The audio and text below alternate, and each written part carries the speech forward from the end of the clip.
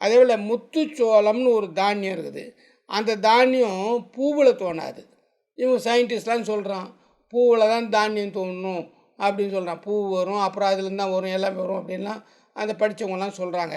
ஆனால் முத்துச்சோளம்னு ஒரு தானியம் அப்படி தோன்றாது, பூவின் தோன்றாது.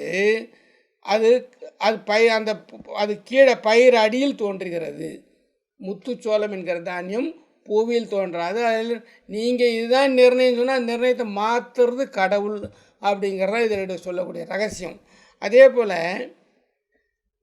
சுரைக்காய் இருக்கு இல்லைங்களா, அது பூவில் தோன்றாது. அது பூவின் கீழே இருக்க காம்பில் தோன்றுதான். சுரைக்காய் பூவை நல்காது, அது அடியில் நல்கும். பூவுக்கு கீழே தான் சுரக்காய் வருதான், பூவில் வரலையா. அதுக்கப்புறம் வேர்க்கடலைன்னு இருக்குது, அது பூவில் தோன்றலை, கீழே வேரில் தோன்றுறது. அதில் எல்லாம் பூவில் தோன்றும்னு பாடம் நடத்தின்னு இருக்காங்க. அதில் இவங்க படித்த படிப்புக்கு இவங்க இவ்வளோ தான் சொல்ல முடியும்.